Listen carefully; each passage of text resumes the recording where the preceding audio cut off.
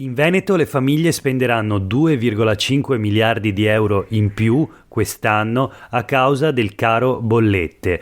Un aumento insostenibile, il calcolo è della CGIA di Mestre. Questo è Sveglia Veneto, il primo podcast dedicato all'informazione vista da Nord-Est. Io sono Jack Calcetto, oggi è venerdì 11 febbraio 2022. La prima notizia del giorno riguarda appunto il caro bollette, prezzi che saranno alti per un lungo periodo, l'ha detto Paolo Gentiloni, commissario dell'Unione Europea agli affari economici, presentando le stime invernali.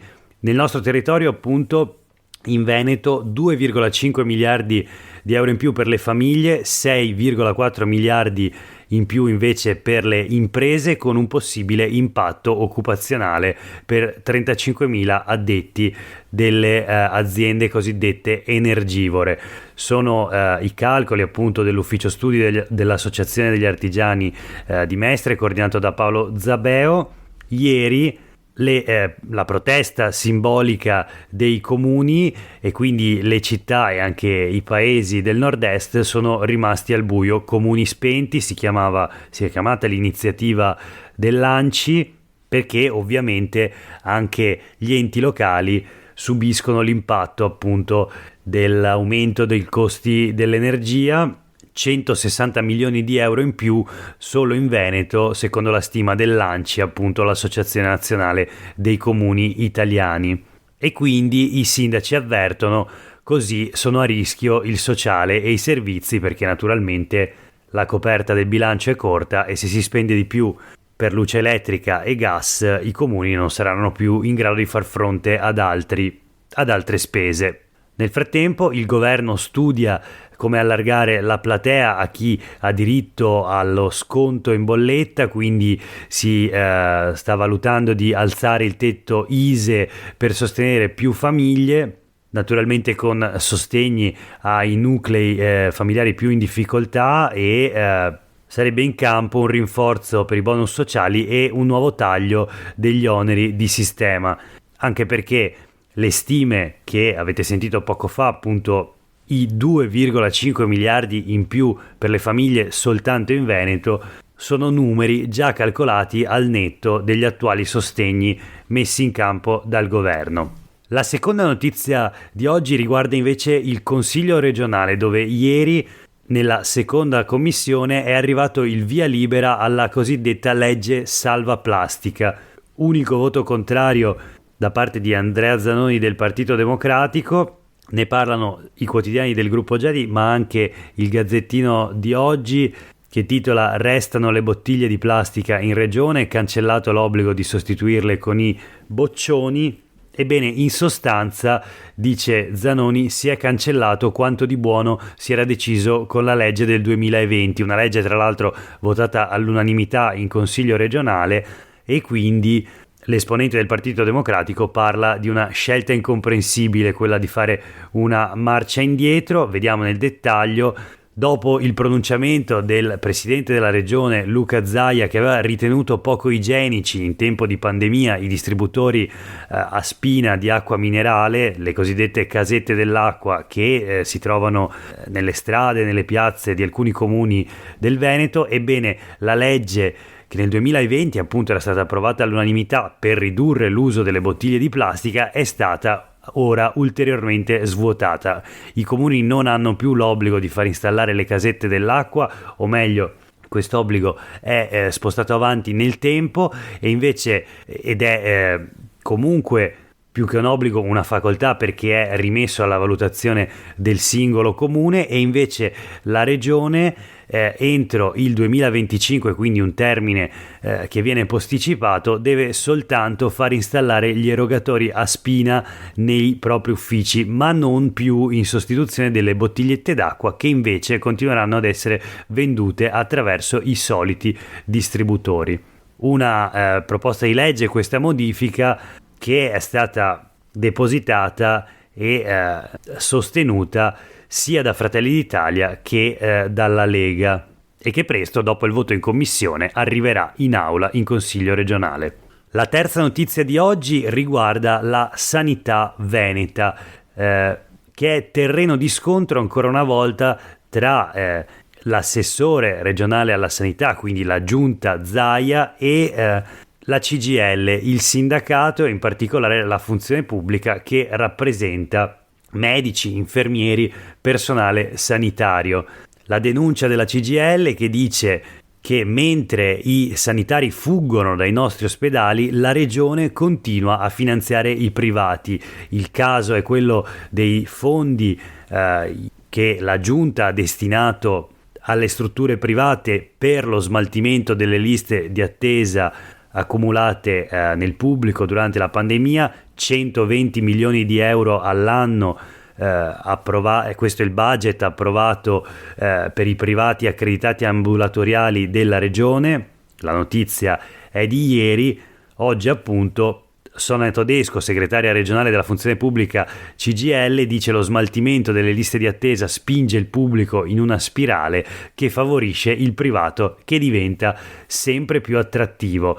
Perché? Perché più aumenta l'investimento sul privato e più questo cercherà personale all'interno delle strutture pubbliche, che quindi si svuotano. Sappiamo bene che un recente studio promosso da un'altra sigla sindacale dei medici mostra che una percentuale altissima, oltre l'80% dei medici ospedalieri, vuole scappare dagli ospedali pubblici, e molti già lo stanno facendo.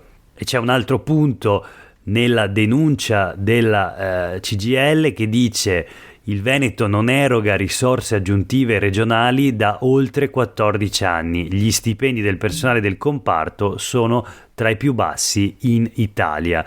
Un ulteriore aspetto questo, che assieme alle difficoltà sicuramente della pandemia, ma anche a un contesto pre-emergenza che già vedeva una tendenza verso il privato, ovviamente favorisce la fuga dei medici dagli ospedali pubblici.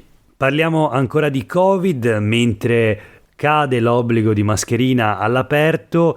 La ricerca di due ricercatori appunto degli Atenei di Padova e di Venezia relativa al 2020 scopre qualcosa che ci potevamo già aspettare. In qualche modo il Covid ci ha accorciato la vita. In Italia abbiamo perso 1,3 anni.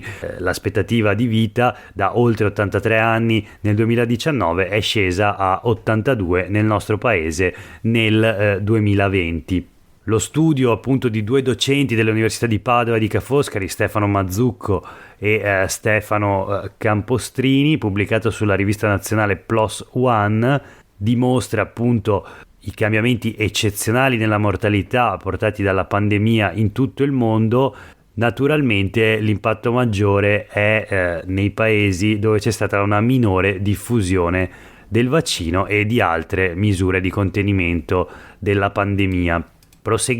Proseguiamo, una notizia flash dal Padovano. Si apre un altro fronte del caso Grafica Veneta. Stavolta è protagonista Lega Coop del Veneto, l'associazione delle cooperative, che va all'attacco di Fabio Franceschi, il patron appunto di Grafica Veneta, la multinazionale con sede a Trebaseleghe, e l'associazione di categoria in questo caso contesta il riferimento alle cooperative operato in questi mesi di polemiche appunto dai vertici di Grafica Veneta, in particolare da Franceschi, polemiche seguite allo scandalo del caporalato nell'azienda, nei capannoni appunto della società di Trebaseleghe. Le Coop non c'entrano con lo scandalo Grafica Veneta, dice Lega Coop del Veneto. L'attacco ripetuto al modello cooperativo da parte del presidente di Grafica Veneta è per noi inaccettabile. Lo dice Adriano Rizzi, numero 1 regionale di Lega Coop, e alludendo al fatto che la BM Service, la società al centro dello scandalo relativo al caporalato, una società che operava in appalto appunto nei capannoni di Grafica Veneta, ebbene non è una cooperativa ma una SAS.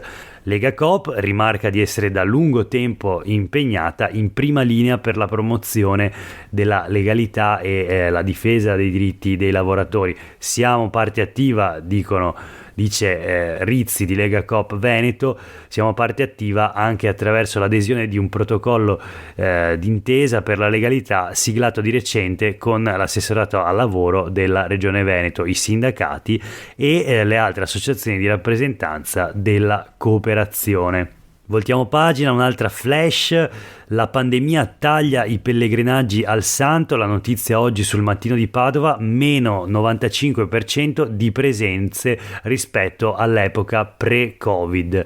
Insomma, la devozione si trasferisce online, la fede va nel web con messe e preghiere, raddoppiano i follower della pagina Facebook dei frati del Santo, ma appunto crollano i pellegrinaggi. Da 5.612 nel 2019 sono soltanto 317 lo scorso anno, nel 2021, e questo per un totale di persone in visita alla Basilica del Santo che da 260.389, dato pre-Covid, crollano a 12.078 visitatori soltanto lo scorso anno, nel 2021. Un'altra flash: la politica. Continuano i litigi all'interno della Liga Veneta, stavolta è il turno del sindaco di Treviso, Mario Conte, che si schiera contro le espulsioni, dice non si può soffocare il dibattito, basta espulsioni, quindi un intervento contrario ai procedimenti aperti per 3 iscritti del Veneto. Anche la base ora si ribella contro appunto i provvedimenti disciplinari decisi dalla segreteria nazionale, insomma, della Lega. Solidarietà quindi nei confronti dei militanti finiti nel mirino dei vertici. Non è certo con queste raccomandate che si fa crescere il partito, non strozziamo il confronto, dice il sindaco di Treviso, e parte una raccolta firme contro la richiesta di sanzioni nei confronti di Fulvio Pettenà, ex presidente del Consiglio provinciale di Treviso, raggiunto appunto da sanzioni. A Jesolo, cartelli di insulti contro Federica Pellegrini, una serie di cartelli appunto apparsi nel lungomare a lei intitolato ieri mattina. Campionessa olimpica di arroganza e mitomania, si legge in questi cartelli gialli sotto al nome Federica Pellegrini. Ora naturalmente è aperta la caccia a chi ha stampato queste offese, vengono analizzate le riprese delle telecamere, naturalmente una serie di attestazioni di solidarietà a Federica Pellegrini e che in qualche modo non ha apprezzato, e chiaramente dice anziché agire di nascosto potevano dirmelo in faccia, avrei potuto ribattere. Insomma, era il 28 agosto del 2015 quando Jesolo intitolò Il lungomare delle stelle a Federica Pellegrini, e a qualcuno forse questa intitolazione non è andata proprio giù, perché appunto ha pensato bene di mettere questi cartelli: campionessa olimpica di arroganza e mitomania. L'ultima notizia flash di oggi invece riguarda la storia di un aquilotto. Era rimasto imprigionato in un pollaio scendendo dall'altopiano dell'Asiago verso Castelgomberto. È stato soccorso ed è finito al centro rapaci di Alberto Fagan sul lago di Fimon. Dopo 6 mesi di cure è stato liberato l'aquilotto che era avvelenato da piombo. Un momento toccante, racconta Alda Vanzan, giornalista del Gazzettino di Venezia, che era presente al momento dell'apertura della gabbia assieme a tante autorità regionali e anche a tanti cittadini. Ora vedremo come sarà accettato l'aquilotto dagli altri esemplari, perché si avvicina la stagione degli amori, i corteggiamenti, però anche la protezione del territorio. È stato liberato a Cogollo del Cengio, alla Barricatella, un tornante della strada che porta verso Asiago. Per oggi è veramente tutto, grazie per aver ascoltato Sveglia Veneto, una buona giornata a tutte e a tutti da Jack Calcetto.